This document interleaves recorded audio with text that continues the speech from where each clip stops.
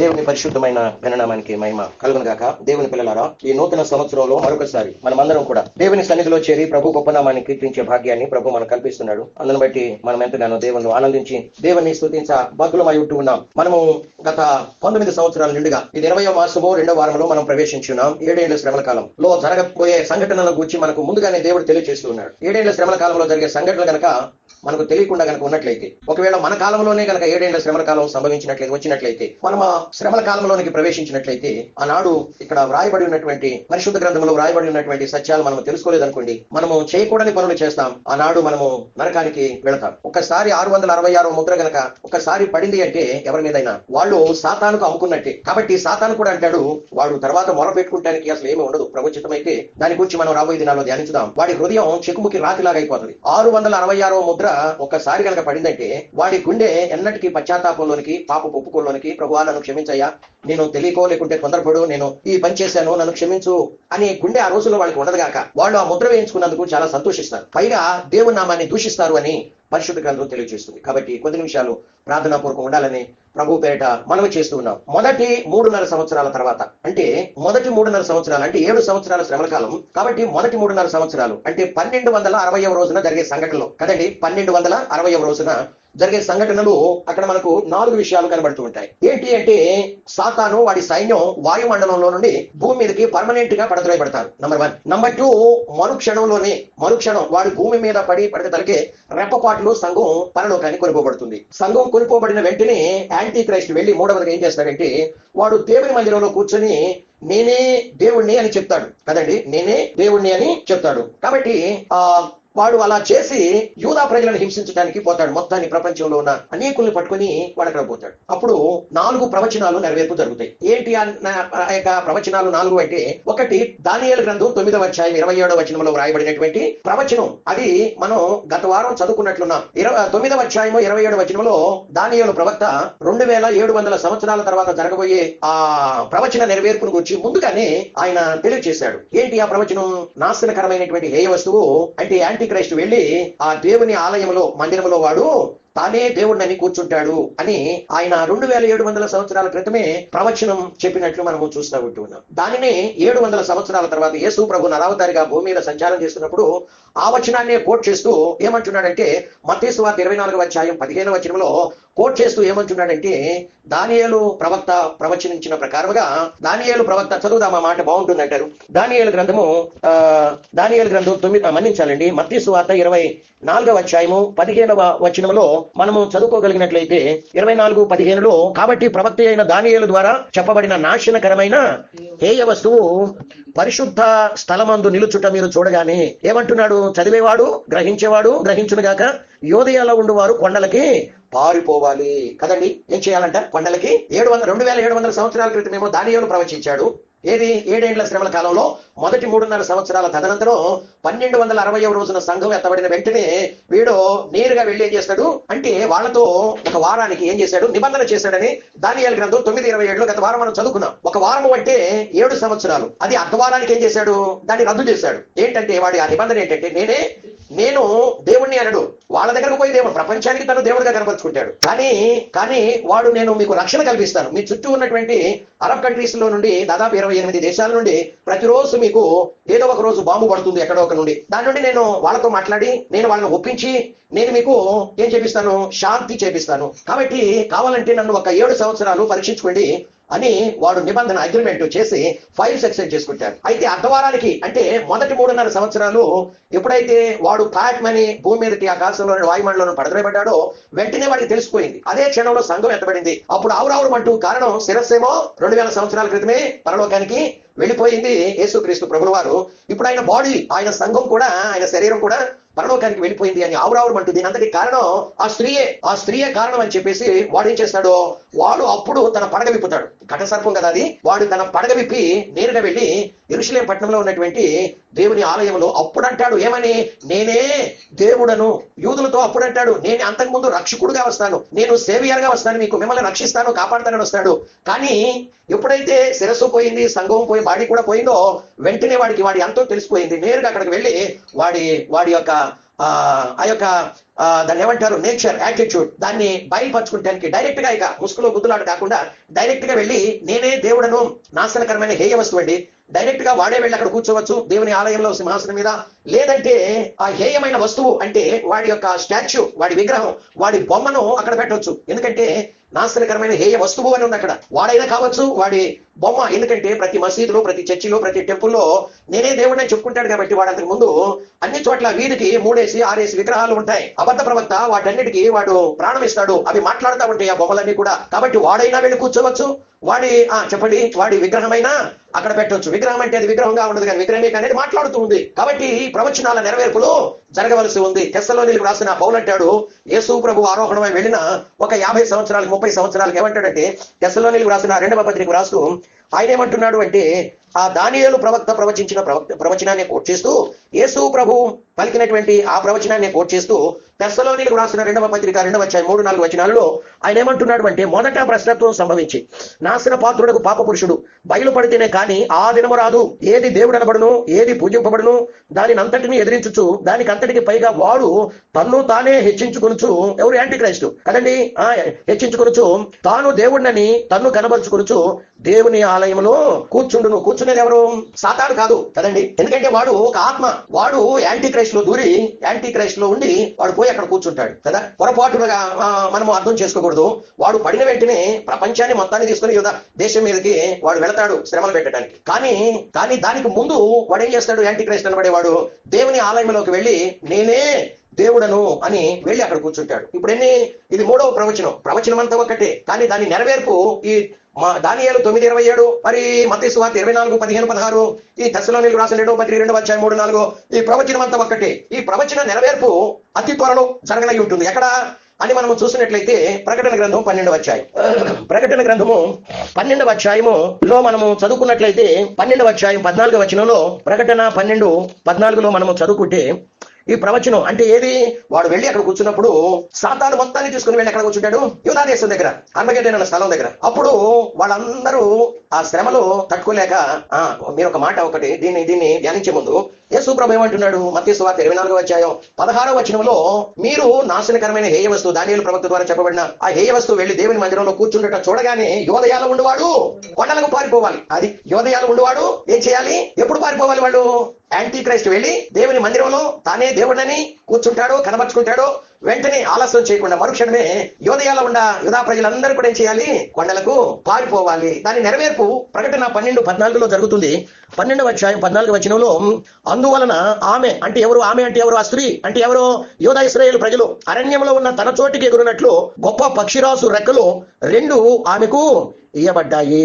13వ వచనం చూస్తే, ఆ ఘట సర్పం తాను భూమి మీద పడద్రోయబడ్డట్టు చూచి ఆ మగ శిశువుని కన్నా స్త్రీని హింసించడానికి బయలుదేరి వెళ్ళింది. ఇది ఎప్పుడైతే జరుగుతుందో వెంటనే దేవుడు యేసు ప్రభు ముందుగానే ఆ ప్రవచనాలన్నీ ఇప్పటి వరకు గ్రహించలేని స్థితిలో ఉంటున్నారండి. దానియేలు గ్రంథం 9:27లో రాయబడినటువంటి ఆ ప్రవచనం ధర్మశాస్త్రంలోనే కదండి, పాత నిబంధనలే కదా. వాళ్ళు ప్రతిరోజు ఆ యొక్క ధర్మశాస్త్రాన్ని చదువుతూనే ఉంటారు కదా. దేవుని స్తోత్రం. అయితే 2000 సంవత్సరాల నుండి వాళ్ళకి ఎటువంటి ఆలయం లేదు. మరి ధర్మశాస్త్రాన్ని చదువుతున్నారో లేదో మనకైతే తెలియదు. కానీ క్షణంలో వెళ్ళి వాళ్ళకి సాతానుడు మిమ్మల్ని హింసించడానికి రాబోతున్నాడు అని మనం చెప్తే మనల్ని దూషిస్తారు, కొడతారు, శక్యమైతే చంపడానికి వాళ్ళు ప్రయత్నం చేస్తారు. కాబట్టి దేవుని పిల్లలారా, నిశ్చయముగా యోదయాలో ఉండేవాడు ఏం చేయాలంట?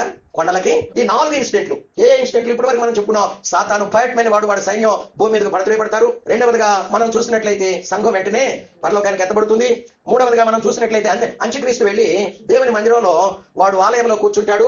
వెంటనే ఈ 4 చోట్ల వ్రాయబడినటువంటి ప్రవచనం నెరవేర్పు జరుగుతుంది. ఏ 4 చోట్ల? దానియేలు 9:27లోను, మత్తయి సువార్త 24:15-16లోను, ఈ తెస్సలోనిలకు రాసిన 2వ పత్రిక 2వ అధ్యాయం 3-4లోను, అలాగే ప్రకటన గ్రంథం 12వ అధ్యాయం 13-14 వచనాల్లో వ్రాయబడినటువంటి 4వదిగా ప్రవచనం. అది ఈ 4 ఇన్సిడెంట్లు టక ఇమిడియట్ గా ఒకదాని వెంట ఒకటి జరుగుతూనే ఉంటాయి. ఇంకా మనం చదువుకుంటే మత్తయి సువార్తలోకి ఒకసారి వెళ్దాం. 24వ అధ్యాయం 17వ వచనం నుండి చదువుకుంటే, 24వ అధ్యాయం 17వ వచనం నుండి, మిద్దె మీద ఉండువాడు, ఏది 16వ వచనం చదువుకుందాం. యోదయాలో ఉండువాడు కొండలకు పారిపోవాలి, మిద్దె మీద ఉండువాడు తన ఇంటిలో నుండి ఏదైనా తీసుకుని పోవాలని. అంటే అది కనురెప్ప పాటలు వాడు వచ్చేస్తున్నాడు వాళ్ళ పట్టణంలోకి, వాళ్ళ దేశంలోకి, వాళ్ళ ఇళ్లలోకి వాడు హింసించడానికి వస్తున్నాడు. కాబట్టి యేసు ప్రభు అంటున్నాడు, మిద్దె మీద ఉండువాడు తన ఇంటిలో నుండి ఏదైనాను తీసుకుని పోవటానికి దిగకూడదు. పొలంలో ఉండివాడు తన బట్టలు తీసుకుని పోవటానికి ఇంటికి అట్నుండి అట్టే చెప్పవాలి. అట్నుండి అట్టే అయ్యో 19వ వచనంలో, అయ్యో ఆ దినాలలో గర్భిణీలకు పాలిచ్చు వారికి శ్రమ, అప్పుడు మహాశ్రమ కలుగును. కనుక మీరు పారిపోవుట చలికాలమందైనను విశ్రాంతి దినమైందైనను సంభవింపకుండా ఉండాలని ప్రార్థించండి. లోకారంభము నుండి ఇప్పటి వరకు వాటి శ్రమ కలగలేదు, ఇక ఎప్పుడునూ కలగబోదు. ఆ దినములు తక్కువ చేయబడకపోయిన ఎడల ఏ శరీరయో తప్పించు కొనడు అని పరిశుద్ధ గ్రంథం తెలియజేస్తా ఉంది. కాబట్టి దేవుని పిల్లలారా, నిశ్చయముగా యేసు ప్రభు అంటున్నాడు, ఇశ్రాయేలీలు అరణ్యానికి పారిపోవాలని మత్తయి సువార్త 24:16 తెలియజేస్తున్నాడు. ఏ అరణ్యానికి పారిపోవాలి? మంచిదే, ఎందుకంటే 2 విషయాలు చెప్తున్నాడు. యాంటీ క్రైస్తు వెళ్లి నేనే దేవుడిని యెరూషలేము పట్టణంలో దేవుని ఆలయంలో కూర్చుంటాడు. అది చూడగానే వెంటనే వీడేం చేస్తాడు? సాతాను ప్రపంచంలో ఉన్న శక్తులన్నింటినీ, మిలిటరీని, అధికారుల్ని మొత్తాన్ని వెంట పెట్టుకుని హర్మగెద్దోనని ఇశ్రాయేలు దేశం చుట్టుముడతాడు, అక్కడికి వస్తాడు. ఈ 2 ఇన్సిడెంట్లు చూడగానే వెంటనే ఏం చేయాలి? ఇశ్రాయేలు దేశాన్ని విడిచిపెట్టి పారిపోవాలి. ఎక్కడికి పారిపోవాలి? ఏ అరణ్యానికి పారిపోవాలి? అరణ్యానికి పారిపోవాలని యేసు ప్రభు చెప్తున్నాడు. అయితే ఏ అరణ్యానికి పారిపోవాలి? ఏమండి, యాంటీ క్రైస్ట్ దగ్గర ఆర్మీ ఉంది, అంటే మిలిటరీ ఉంది, మిలిటరీ ఫోర్స్ ఉంది వాడి దగ్గర. ప్రపంచంలో ఉన్న మిలిటరీ అంతా కూడా వాడి కంట్రోల్లోనే ఉంటుంది. టెక్నాలజీ ఉంటుంది వాడి దగ్గర. యాంటీ క్రైస్ట్ దగ్గర ఏముంటుంది? మిలిటరీ ఎయిర్ ఫోర్స్ ఉంటుంది. ప్రపంచంలో ఉన్న మిలిటరీ అంతా కూడా కోట్ల మంది. వాడి దగ్గర టెక్నాలజీ ఉంటుంది. వాడి దగ్గర ఇంకేముంటుంది? మాంత్రిక శక్తి ఉంటుంది కదండి. సాతాను శక్తి కూడా, సాతాను పవర్ కూడా వాడి దగ్గర ఉంటుంది యాంటీ క్రైస్ట్ దగ్గర. ఇప్పుడు మీరు ఎక్కడ పారిపోతారు? ఏమండి, పారిపోవాలి అంటున్నాడు యేసు ప్రభు. కాబట్టి ఇప్పుడు ఎక్కడ, ఏ అరణ్యానికి పారిపోతారు? ఏ కొండలకు పారిపోతారు? వాడి దగ్గర 4 రకాలైనటువంటి ఉంటున్నాయి. మిలిటరీ ఎయిర్ ఫోర్స్ ఉంటుంది కదండి. తర్వాత ఇంకేముంటుంది అంటే మాంత్రిక శక్తి ఉంటుంది, టెక్నాలజీ ఉంటుంది, సాతాను పవర్ కూడా వాడి దగ్గర. ఇప్పుడు ఉదాహరణకి మీ దగ్గర మొబైల్ ఫోన్ ఉందనుకోండి.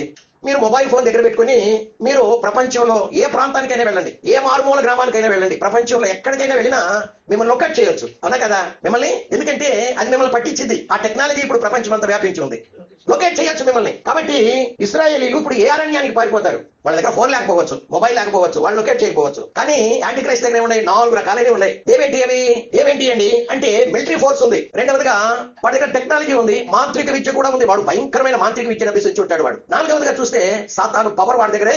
ఎందుకంటే సాతాను ఏం చేశాడు? యాంటీ క్రైస్ట్ కి వాడు తన బలాన్ని ఇచ్చాడు, వాడు తన సింహాసనాన్ని ఇచ్చాడు, వాడి అధికారం మొత్తం వాడిదే, ప్రపంచం అంతా వాడిదే. వాడి దగ్గర ఎంతో పవర్ ఉంది, సాతాను పవర్.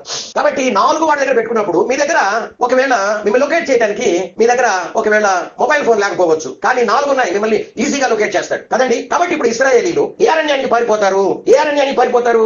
యూదులు ఏ కొండకు పారిపోవాలి? యేసు ప్రభు అంటున్నాడు, మీరు ఇది చూడగానే మీరు కొండలకు, యూదయలో ఉన్నవారు కొండలకు పారిపోవాలి. భూమి మీద అనేకులు ఉన్నారండి ప్రజలు. భూమి మీద ఉన్నటువంటి అనేక ప్రజలు ఎన్నో హింసలను అనుభవిస్తున్నారు, చంపబడుతున్నారు. ముఖ్యంగా నల్ల జాతి వాళ్ళు, ఆఫ్రికన్స్, ముఖ్యంగా హిట్లర్ క్రూరమైన వాడు అనుకుంటాం కదండి. హిట్లర్ని పట్టుకుని ప్రపంచం ఏ పిల్లవాడిని కదిలించినా హిట్లర్ అంత మూర్ఖుడు మరొకడు లేడు అనుకుంటాం. కానీ ఆఫ్రికా దేశంలో, కంట్రీలో హిట్లర్ కంటే క్రూరమైన వాడు ఉన్నారు. ఎన్నో దేశాల ప్రజలు చంపుతున్నారు. వాళ్ళు ఎంతో మంది హింస అనుభవించారు. కానీ అందరికంటే ఎక్కువ హింసలు అనుభవించిన వాళ్ళు ఎవరైనా ఉన్నారు అంటే అది ఇశ్రాయేలు ప్రజలు మాత్రమే.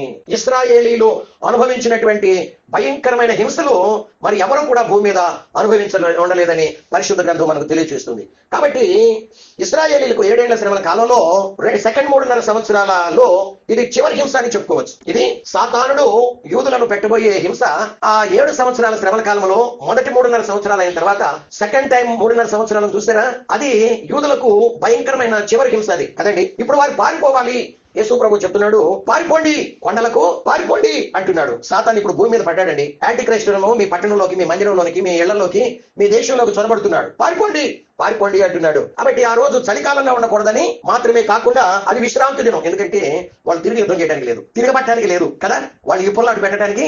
యేసు ప్రభు 2000 సంవత్సరాల క్రితమే తర్వాత ఎప్పుడో జరగబోయే విషయాలు ముందుగానే ప్రవచించి అంటున్నాడు, అది చలికాలం అంతా. ఎందుకంటే ఆ కాలం, చలికాలం వస్తే అది శరీరాన్ని ఆ చలి కోసుకు తినే పరిస్థితి ఉంటుంది. అటువంటి చలి, ఆ చలికాలం అందైనను విశ్రాంతి దినమైందైనను అది రాకుండా చూసుకోవాలని ప్రార్థించుకోమని యేసు ప్రభు తెలియజేస్తున్నాడు. ఆ కాలంలో గర్భిణీ స్త్రీలకు, పాలిచ్చే స్త్రీలకు శ్రమాన్ని కూడా యేసు ప్రభు మాట్లాడుతూ ఉన్నాడు. పరిగెత్తాలి, ఇప్పుడు పరిగెత్తాలి సాధ్యమైనంత. మీకు రొప్పొస్తున్నా, మీ కడుపు తిరుగుతున్నా, మీ శరీరంలో శక్తి లేకపోయినా కూడగట్టుకుని ఇప్పుడు ఏం చేయాలి?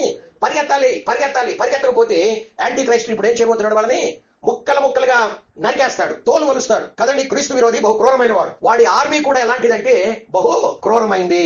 కాబట్టి జకర్యా గ్రంథం 14వ అధ్యాయం మీరు చదువుకుంటే యాంటీ క్రైస్టు, సాతాను వీళ్ళందరూ కలిసి యోధా ప్రజలను మరి పెట్టబోయే హింసలు ఎలాంటివో జకర్యా 14లో వ్రాయబడి ఉన్నాయి. ఆ 7 ఏళ్ల శ్రమల కాలంలో, సెకండ్ 3.5 సంవత్సరాల హింసా కాలంలో ఆ రోజున యెషయా గ్రంథం 60వ అధ్యాయం 2వ వచనంలో రాయబడిన ఆ వాక్యం నెరవేర్పు జరగబోతుంది. ఆ కాలంలో కటిక చీకటి అంటే అపవిత్రత, భయంకరమైనటువంటి అపవిత్రత, లోకం పుట్టిన మొదలుకొని ఈ రోజు వరకు, ఆ రోజు వరకు ఎన్నడూ కన్నీవిని ఎరగనటువంటి అపవిత్రత, పాపము, అపవిత్రత అనేది ఆ కాలంలో పెట్టలేకపోతుంది. హద్దు మీరి చెలరేగబోతున్నాయి, భయంకరమైనటువంటి హింసలో జరగబోతున్నాయని యేసు ప్రభులు వారు తన ప్రవచనంలో తెలియజేస్తా ఉన్నాడు. ఆ హింస తప్పించుకోవాలంటే ఇప్పుడు ఏం చేయాలి? పారిపోవాలి. ఎక్కడికి పారిపోవాలి? ఎటు పారిపోవాలి అంటే సాతాను ఇప్పుడు ఎక్కడున్నాడు? ఎటు పారిపోవాలండి? ఎక్కడికి పారిపోవాలంటే ఇప్పుడు 4 మూలల నుండి అందరూ ఉన్నారు శత్రువులు. సాతానుడు ఎక్కడ ఉన్నాడు? ఇప్పుడు భూమి మీద పడ్డాడు. వాడి సైన్యం ఎక్కడ పడింది? భూమి మీద పడింది. వాడి సైన్యం భూమి మీదే ఉంది ఇప్పుడు కదా. ఎటు పారిపోవాలి? దురాత్మ సమూహాలన్నీ భూమి మీదే ఉన్నాయి. యాంటీ క్రైస్ట్ భూమి మీదే ఉన్నాడు. అబద్ధ ప్రవక్త భూమి మీదే ఉన్నారు. వీళ్ళ దగ్గర పవర్ ఉందండి. పవర్. దేవుని పిల్లలారా, సాతాను, దురాత్మ శక్తులు, యాంటీ క్రైస్ట్ చెప్పండి, మరి అబద్ధ ప్రవక్త, ఆర్మీ, మిలిటరీ, ఎయిర్ ఫోర్స్ అంతా కూడా ఇప్పుడు భూమి మీద ఉన్నారు. వాళ్ళ దగ్గర పవర్ ఉంది, ఆర్మీ ఉంది. మీ వద్ద టెక్నాలజీ ఉంది. వాళ్ళ దగ్గర ఆర్మీ వాళ్ళ చేతిలో ఉంది. కాబట్టి వీళ్ళు ఎటు పరిగెత్తాలి? ఎటు పరిగెత్తుతున్నా కానీ వాళ్ళు మిలిటరీ, ఆర్మీ ఫ్లైట్స్ ఉన్నాయి చూసారా, యుద్ధ విమానాల్లో పైకెక్కి వాళ్ళని ప్రపంచమంతా కూడా ఎటు పారిపోతున్నారో లొకేట్ చేస్తారు. వాళ్ళు పైకి వెళ్ళి వాళ్ళ మీద బాంబులు వేస్తారు కదండి కదా. వాడు ఈస్ట్ వెళ్తుంటే వాళ్ళు పైనుండి చూసి పైనుండి బాంబులు వేస్తారు. వెస్ట్ వెళ్తుంటే అక్కడ నుండి బాంబులు వేస్తారు. పైనుండి వాళ్ళకి బాంబులు. ఈస్ట్ వెళ్తున్నా, వెస్ట్ వెళ్తున్నా, నార్త్ వెళ్తున్నా, సౌత్ వెళ్తున్నా పవర్ ఉంది కాబట్టి వాళ్ళ దగ్గర యుద్ధ విమానాలు ఉన్నాయి కాబట్టి వాళ్ళు ఇప్పుడు ఎటు పారిపోవాలండి? ఎక్కడికి పారిపోవాలి? ప్రకటన గ్రంథం 12వ అధ్యాయము 14వ వచనంలో మనం చదువుకున్నాము. ఏమనంటే, ఆమె అరణ్యంలో ఉన్న తన చోటికి ఎగురునట్లు గొప్ప పక్షిరాజు రెక్కలు 2 ఇవ్వబడ్డాయి. ఆనాడే చూశాడు ఎవరు కదా. పక్షిరాజు రెక్కలు 2 అంటే విమానాలు, ఫ్లైట్స్ కదండి. ఫ్లైట్స్ ఆ రోజుల్లో ఆయనకు అర్థం కాల. 2 రెక్కలు, విమానానికి 2 రెక్కలు ఉంటాయి కాబట్టి ఇదేదో కొత్త పక్షి అనుకుంటాను అనుకుని ఆ పేరు పెట్టి ఆ మాట రాశాడు 12వ అధ్యాయం 14వ వచనంలో కదా. ఆమె తన చోటికి ఎగురునట్లు అంటే ఆమె అంటే ఆ స్త్రీ కదండి. ఆమె అంటే ఆ మగ శిశువుని కన్నా స్త్రీ అంటే ఇశ్రాయేలు దేశం, ఇశ్రాయేలు ప్రజలు. ఇప్పుడు ఆమె తన చోటికి ఎగురునట్లు ఆమెకి ఏమి ఇవ్వబడ్డాయంట? గొప్ప పక్షిరాజు రెక్కలో 2 ఇవ్వబడ్డాయని యోహాను చెప్తున్నాడు కదా. ఇప్పుడు ఇశ్రాయేలీలు పారిపోవడానికి అరణ్యంలో వాళ్ళకి ఒక స్థలం ఏర్పాటు చేయబడింది అని బైబిల్ చెప్తుంది. ఇశ్రాయేలీల కొరకు పారిపోవడానికి ఒక స్థలాన్ని ఏర్పాటు చేయబడింది. ఎక్కడుందన్నమాట? 12వ అధ్యాయము ప్రకటన గ్రంథం 6వ వచనం, అలాగే 14వ వచనం. 12వ అధ్యాయము 6వ వచనం, 14వ వచనంలో మనం చదువుకుంటే, ఆయన సింహాసనం నందుకు కొనుపోబడిను, ఆ స్త్రీ అరణ్యమునకు పారిపోయిను, అచ్చట వాళ్ళు 1260 దినాలు అంటే సెకండ్ 3.5 సంవత్సరాలు ఆమెను పోషించవల్లని దేవుడు ఆమెకు ఒక స్థలమును సిద్ధపరిచి ఉంచెను. 14వ వచనంలో, అందువలన ఆమె అరణ్యములో ఉన్న తన చోటికి ఎగురునట్లు గొప్ప పక్షిరాజు రెక్కలు 2 ఆమెకు ఇయ్యబడిను అని మనము చదువుకుంటా ఉన్నాం. దేవునికి మహిమ కలుగునుగాక. ఆ స్థలాన్ని ఎవరు ఏర్పాటు చేశారు? 1260 రోజులు అరణ్యంలో అంటే తండ్రి అయిన దేవుడు ఏర్పాటు చేశారు కదండి. యూదులకు దేవుడు శ్రమల కాలంలో 2వ 3.5 సంవత్సర కాలంలో 1260 రోజులు ఆ యూదా ప్రజలని, ఆమెను, ఆ స్త్రీని అరణ్యంలో ఒక స్థలాన్ని సిద్ధపరిచాడు. అక్కడ ఆమె 1260 రోజులు పోషించబడాలి. దేవుడు అరణ్యంలో ఆమె కొరకు ఎందుకు ఏర్పాటు చేశాడు ఆ స్థలాన్ని అంటే, ప్రకటన గ్రంథం 16వ అధ్యాయంలో దేవుని 7 ఉగ్రత పాత్రలు భూమి మీద కుమ్మరించబడుతున్నాయని, పడబోతున్నాయని మనం చెప్పుకుంటూ వస్తున్నాం. ఆ కాలంలో భూమి మీద దేవుని ఉగ్రత పాత్రలు కుమ్మరించబడబోయే ఆ 3.5 సంవత్సరాల కాలంలో మనము అంటే సంఘం పరలోకానికి ఎత్తబడింది. దేవుడు తీసేసుకున్నాడు, అక్కడికి వెళ్ళిపోయింది. ఇప్పుడు యూదులు ఉన్నారు. అది ఎవరి మీద కుమ్మరించబడడానికి దేవుడు 7 ఉగ్రత పాత్రల్ని 666 ముద్ర వేయించుకున్న వాళ్ళమే. కాబట్టి ఇప్పుడు యూదా ప్రజలు ప్రపంచంలో ఎక్కడున్నప్పటికీ కూడాను వాళ్ళందరూ అక్కడికి చేరుకుంటారు. ఎక్కడికి? అరణ్యానికి చేరుకుంటారు కదండి. అరణ్యానికి చేరుకుంటారు. యూదులకు దేవుడు ఒక స్థలాన్ని ఏర్పాటు చేసి, సంఘానికి ఏమో పరలోకంలో ఒక స్థలం ఏర్పాటు చేశాడు, అంతఃపురం అని చెప్పుకున్నాం రాత్రి. వీళ్ళకేమో అరణ్యంలో ఒక అంతఃపురాన్ని ఏర్పాటు చేశాడు. ఎందుకు ఏర్పాటు చేశాడు అంటే, యెషయా గ్రంథము 26వ అధ్యాయము 21వ వచనంలో మనం చదువుకుంటే, యెషయా గ్రంథము 26వ అధ్యాయము 21వ వచనంలో, నీవు వెళ్ళి అంటే ఎవరిని అంటున్నాడు? ఆ ఉగ్రత కాలంలో ఇద్దరితో అంటున్నాడు. ఒకటేమో దేవుని పరిశుద్ధుల సంఘముతో, నువ్వు వెళ్ళి పరలోకంలో నీ కోసం అంతఃపురాన్ని ఏర్పాటు చేశాను, నీవు అక్కడ దాగి ఉండు. యూదులతోనేమో నీ కోసం నేను అరణ్యంలో అంతఃపురాన్ని నేను సిద్ధపరిచాను, నీవు వెళ్ళి అక్కడ దాగి ఉండు. దేని కొరకు అంతఃపురంలో వాళ్ళని దాచిపెట్టాడు అని మనం చూస్తే, నీవు వెళ్ళి తలుపులు వేసుకుని ఉగ్రత తీరిపోయే వరకు కొంచెం సేపు దాగి ఉండు. కనీసం బయట ఏం జరుగుతుందో కూడా చూడటానికి దేవుడు అవకాశం. ఇట్లా అంతటి భయంకరమైన దేవుని ఉగ్రత భూమి మీద కుమ్మరించబడబోతుంది కదండి. కొన్ని సంఘటనలు పిల్లలు చూడకుండా తల్లిదండ్రులు దాస్తూ ఉంటారు. ఎందుకంటే వాళ్ళు భయపడతారు, వాళ్ళు గుండె అయిపోతుంది చూడడానికి దృశ్యాలు, వాళ్ళ శక్తికి మించినవి అనమాట. అలానే దేవుడు తన పిల్లల్ని ఒకటేమో సంఘాన్ని పరలోకం అంతఃపురంలో దాచి ఉంచాడు, యూదా ప్రజలనేమో తీసుకుని వెళ్ళి అరణ్యంలో ఉన్న అంతఃపురంలో దాచి ఉంచినట్లు మనము చూస్తా ఉంటూ ఉన్నాం. ఇంతకీ అంతఃపురం అనేది ఎక్కడుంది అంటే అరణ్యంలో ఉంది. ఏ అరణ్యంలో ఉందండి? అరణ్యంలో ఉంది అని బైబిల్ చెప్తుంది. ఏ అరణ్యంలో ఉంది? ఇశ్రాయేలీ దేశం చుట్టూ ఏమున్నాయి? అరణ్యాలే ఉన్నాయి. ఇశ్రాయేలీ దేశం చుట్టూ అరణ్యాలే ఉన్నాయి. బాప్తిస్మ ఇచ్చే యోహాను యోదయ అరణ్యంలోనే ఉన్నాడు కదండి కదా. ఆయన మిడతలు తిట్టు, ఆయన తల్లి కూడా ఎక్కడ ఉంది? అరణ్యంలోనే. మరియా గర్భం ధరించినప్పుడు ఎక్కడికి వెళ్ళింది? ఎక్కడి నుండి ఎక్కడికి వెళ్ళింది?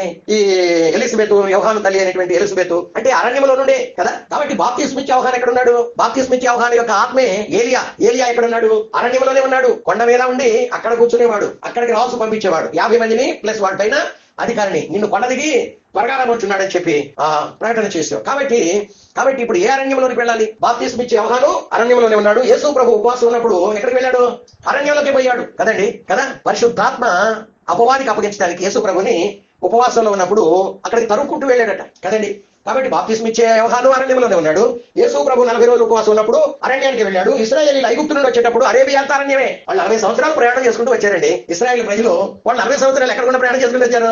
అరణ్యంలోనే కదా. మరి అరణ్యాలు చాలా ఉన్నాయి. ఇప్పుడు ఏ అరణ్యానికి పారిపోవాలి? దేవుడు ఏర్పాటు చేసిన అంతఃపురం ఎక్కడుంది? ఏ అరణ్యంలో ఉంది? అది దేవుడు ఇశ్రాయేలీల కొరకు అరణ్యంలో ఒక అంతఃపురాన్ని ఏర్పాటు చేశాడు. ఎటు చూసిన అరణ్యాలే. ఫలానా చోటికి పారిపోండి అని దేవుడు చెప్పలా, కానీ అరణ్యంలో ఉన్నటువంటి కొండకు పారిపోవాలి అని చెప్పాడు. ఏ అరణ్యానికి పారిపోవాలి ఇప్పుడు అంటే? అంతఃపురము అనేది ఎక్కడ ఉంది? ఏ అరణ్యంలో ఉంది అని మనం చూసినట్లయితే ఎదోము అనే ఒక దేశం ఉంది కదండి. ఎదోము అనే ఒక దేశం, ఆ దేశంలో సెలా అనే ఒక పట్టణం ఉంది. ఏముంది చెప్పండి? సెలా అనే పట్టణం ఉంది. ఉదాహరణకి మనం చూద్దాం. యెషయా గ్రంథము దేవునికి మహిమ కలుగును గాక 16వ అధ్యాయం మొదటి వచనంలో అరణ్యపు తట్టు ఉన్న సెలా కదండి. ఈ వచనం అంతా చదువుకుందాం. ఇది రాబోయే దినాలలో మనకి వచనం అంతా కూడా వచ్చింది. అరణ్యపు తట్టు ఉన్న సెలా నుండి దేశము నేలువానికి తగిన గొర్రె పిల్లల్ని కప్పమగా సియోను కుమార్తె పర్వతమునకు పంపండి. 3.5 సంవత్సరాలు 1260 రోజులు వాళ్ళకు గొర్రె పిల్లలు పంపబడతా ఉంటాయి. వాళ్ళని పోషించడానికి ఇందాక మనం చదువుకున్నామే ప్రకటన గ్రంథం 12వ అధ్యాయం 6వ వచనం 14వ వచనంలో 1260 రోజులు అరణ్యములో ఆ స్త్రీ పోషించబడవాలని ఒక స్థలమును తండ్రి అయిన దేవుడు సిద్ధపరిచును అని మనం చదువుకున్నాం కదా. ఆ 3.5 సంవత్సరాలు 1260 రోజులు అరణ్యంలోనే ఉంటారు ఇశ్రాయేలు దేశం ప్రజలందరూ కూడా. అక్కడ 1260 రోజులు దేవుడు ఆమెకు స్థలం సిద్ధపరచడమే కాదు, వాళ్ళ పోషణ కొరకు కొన్ని దేశాలు వాళ్ళకి ఆహారాన్ని పంపిస్తా ఉంటుంది. దేవునికి మహిమ కలుగును గాక. కాబట్టి అరణ్యములకు పారిపోండి, కొండలకు పారిపోండి. ఇప్పుడు ఏ అరణ్యానికి పారిపోవాలి? ఏ కొండలకు పారిపోవాలి? చుట్టూ కొండలే, ఎటు చూసినా కొండలే. కాబట్టి ఏ అరణ్యానికి, ఏ కొండలకు పారిపోవాలో వచ్చే వారం ప్రభు చిత్తమైతే మనం ధ్యానించుదాం. సమయం అయిపోయింది. తలలు వంచండి, ప్రార్థన చేసుకుందాం. Praise God. Hallelujah, hallelujah, hallelujah, hallelujah, hallelujah, hallelujah, hallelujah, hallelujah. కడవరి కాల్మను పుట్టి ఉన్నాం. దేవుడు అనేకమైనటువంటి జరగబోయే సంగతులను ప్రభు పిల్లలమైనటువంటి మనకు ఆయన చేస్తూ ఉంటుండగా మనము గ్రహింపు శక్తి కలిగి, జ్ఞానం కలిగి, వాటిని మన మధ్యలో, మన హృదయంలో, మన మనస్సులో, అంతరంగంలో, ఆత్మలో పదిలపరుచుకొని మనము ఎల్లవేళలా కూడా అలర్ట్ గా ఉండాలి. ఆ స్త్రీని హింసించడానికి, యోధా ప్రజలను హింసించడానికి ఇప్పుడు యాంటీ క్రైస్ట్ బయలుదేరి వెళ్ళాడు. సాతాను వెళ్తున్నాడు, అబద్ధ ప్రవక్త వెళ్తున్నాడు, చీకటి శక్తులన్నీ వెళ్తున్నాయి, ఆర్మీ మిలిటరీ అంతా వెళ్తుంది.